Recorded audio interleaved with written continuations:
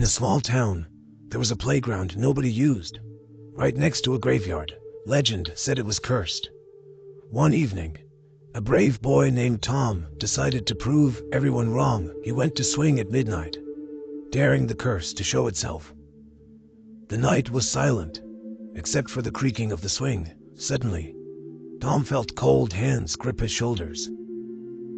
He thought it was his friends playing a trick, so he laughed and looked back. There was no one there.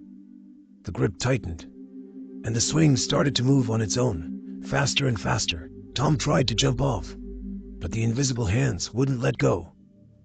Whispers filled the air, coming from the graveyard, calling Tom's name. He screamed for help, but no sound came out. Then, just as suddenly, the swing stopped. The hands vanished. Tom ran home, never speaking of what happened, but he never went near the playground again. People say the swing still moves on its own at midnight, waiting for the next brave soul.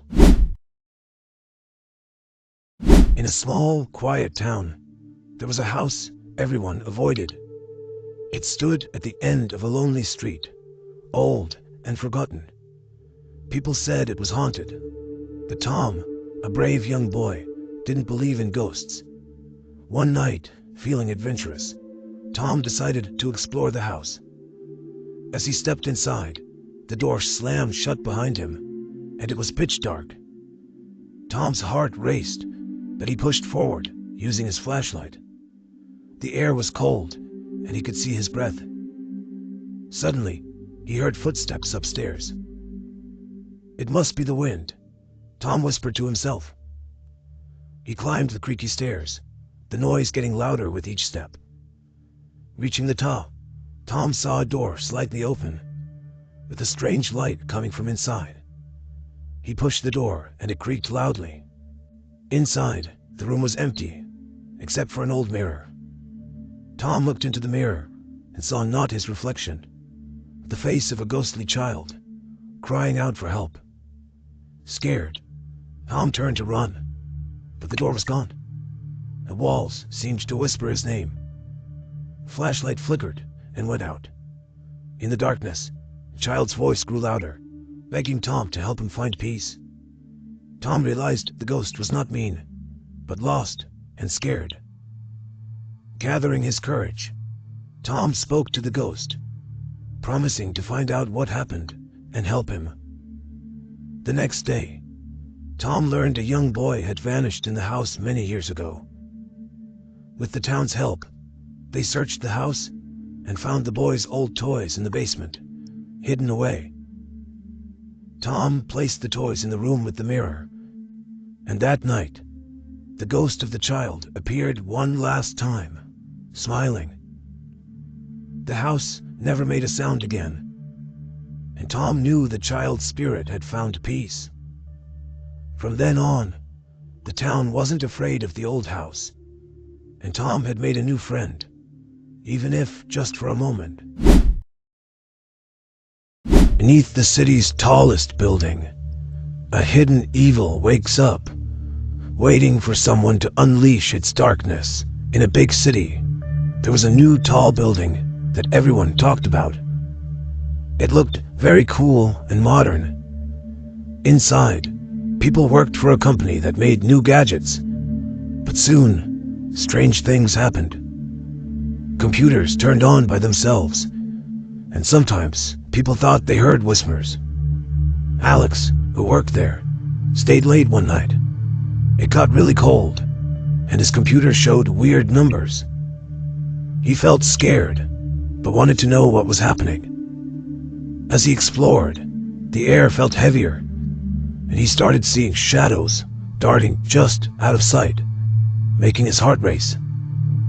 Following the numbers, he found a secret room deep under the building. There was an old thing down there, giving off a creepy feeling. The air around it twisted, and whispers grew louder. This old thing was actually a trap for something very powerful and scary, hidden when the building was made. It could talk to Alex in his mind, showing him scary future pictures filled with chaos and darkness. Alex ran away, wanting to stop the scary thing from getting out. But when he got outside, the building was gone, like it was never there. He was left alone, knowing something very scary was close by, waiting for its moment to strike. In the middle of the night, Alex was driving home, but his car broke down in a very quiet and empty place. His phone was dead too. Suddenly, a chill swept through the air, and an eerie silence enveloped him. Then, a truck stopped, and its driver, a figure shadowed by darkness, offered him a lift. Grateful, Alex got in, ignoring the whispering of his instincts. As they drove, Alex noticed the driver's reflection didn't appear in the mirror. His eyes, glowing unnaturally in the dim light, pierced through Alex's soul. The air turned cold, and a sense of dread filled the truck. When Alex tried to leave, the ghostly driver turned and said in a voice that echoed from another world, "You can't leave now." Alex was trapped. Fear gripped him, the road seemingly leading into an abyss. He could hear faint whispers of laughter that seemed to come from nowhere, adding to the terror of the journey. The next day, the police found Alex's abandoned car, but Alex was nowhere to be found. The mysterious, ghostly driver and the truck disappeared into the night. Lily was walking home from her friend's house through the village, surrounded by quiet fields under the night sky. As she took her usual shortcut, a mysterious glowing orb caught her eye, floating in the darkness ahead. Intrigued, she decided to follow it, straying from her path. This orb led her directly to an old, unnoticed well, curiosity getting the better of her.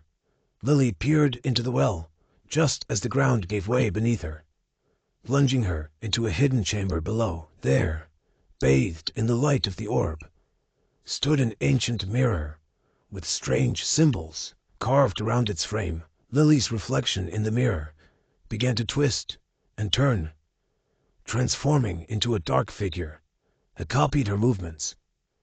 With a sinister grin, frightened, Lily spotted a staircase leading out of the chamber. She ran up the stairs, escaped the underground space, and didn't stop running until she was safely home. Though she never spoke of what happened, the memory of the well and the menacing figure in the mirror haunted her. In a quiet town, there was an old, unused phone booth on a lonely street corner.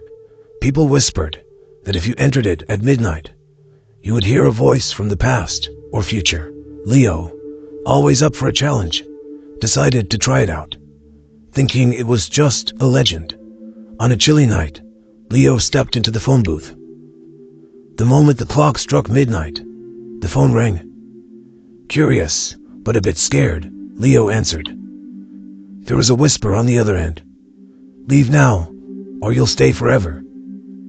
Leo laughed, thinking it was a prank. But then, the door of the phone booth jammed. Leo tried to open it, but it wouldn't budge. The phone kept ringing, each time the voice growing more urgent. Panicking, Leo banged on the glass, shouting for help. Suddenly, the phone went silent, and the door swung open. Leo stumbled out, gasping for air. He looked back at the phone booth, but the light inside had gone out, and it looked like it hadn't been used in years. Leo never went near that phone booth again, and often wondered who or what was on the other end of that call. One night, in a quiet village, everyone's dreams started to come alive. But these weren't nice dreams. They were the scary ones that people usually forget when they wake up. Tom, a brave boy, noticed shadows moving in his room. At first, he thought his eyes were playing tricks. But then the shadows grew into shapes of monsters from his nightmares. They didn't touch him, but they whispered scary things, making Tom too afraid to sleep. The next day, Tom found out he wasn't alone. Everyone in the village had seen their nightmares too. People were too scared to sleep. Thinking their bad dreams would get them, Tom decided they had to do something. He remembered his grandma saying that good thoughts and laughter could scare away bad dreams. So, Tom and his friends made a plan. That night, they went around the village, telling jokes and laughing loudly. At first, it seemed silly. Something amazing happened. Wherever they laughed, the scary shadows disappeared, chased away by the sound of joy. In a deep, dark jungle, far from any town, there was a small group of friends on an adventure. They were laughing and joking, excited about camping in the wild. As night fell, they set up their camp near an old, twisted tree that seemed to watch them with 1,000 silent eyes. As they sat around the fire, sharing stories, they heard strange noises. At first, they thought it was just the wind. But then, the sounds grew louder, like whispers in a language they couldn't understand. They tried to ignore it, but a feeling of unease settled over them. Suddenly, the fire went out, plunging them into darkness. Panicked, they tried to relight it, but their matches wouldn't strike. That's when they saw glowing eyes surrounding them. Not animal eyes, but something else, something sinister. They decided to flee, leaving their things behind, running through the thick underbrush, the sounds of pursuit ever behind them. But the jungle was too dense, too confusing, and one by one, they got separated. Each friend felt a growing sense of dread, realizing they were not alone. Something was with them in the jungle, something ancient and evil. They heard their names whispered through the leaves, felt breath on their necks. When they turned, there was nothing there. In the end, none of them made it out. The jungle swallowed their screams, leaving no trace behind. And the old, twisted tree stood silent, its roots digging deeper into the earth, fed by a new story of terror. In a quiet village, there was a small, forgotten park with an old, rusty swing. People whispered that at night, a ghost boy named Tommy played there, swinging alone, looking for a friend. One brave girl, Lily, thought it was just a story. She dared to visit the park at night, prove everyone wrong. The moon was hidden behind dark clouds, making the night extra dark. Lily arrived, saw the swing moving by itself. She felt a chill, but laughed. It's just the wind. She sat on the other swing, trying to be brave. But then, she heard a whisper. "Will you be my friend?" It was Tommy, but she couldn't see anyone there. Lily wanted to run, but she felt stuck. The swing started to move higher and higher, pushed by invisible hands. Lily screamed, but her voice seemed to disappear in the night. Suddenly, the swing stopped. Lily fell to the ground. She looked up, saw Tommy, pale and sad, standing in front of her. "Thank you for playing with me," he said, then vanished. Lily ran home, faster than she ever had. She never went back to the park, and whenever she passed by, she could still hear the swing and Tommy's whisper, "Will you be my friend?" In a small, quiet town, there was an old, abandoned school. No one dared to enter because of the rumors that it was haunted. One night, a group of curious teenagers decided to explore the school. They entered the building, their flashlights cutting through the darkness. The air was cold, and an eerie silence filled the halls. As they moved deeper into the school, they heard strange noises, footsteps and whispers that seemed to come from nowhere. Suddenly, the lights flickered on, revealing a classroom with chairs neatly arranged, as if waiting for students. But the school had been empty for years. Then, they saw it. On the blackboard, written in chalk, was a message. "Welcome. We've been expecting you." Before they could run, the door slammed shut, trapping them inside.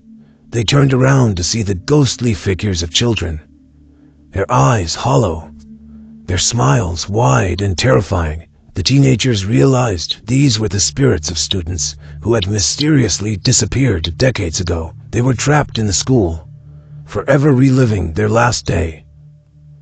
The ghosts approached, their whispers growing louder, saying, "Now, you'll never leave." In a panic, the teenagers managed to break open a window and escape into the night. They never spoke of what happened. Sometimes, when they passed by the old school, they could hear the faint sound of laughter and chalk writing on a blackboard.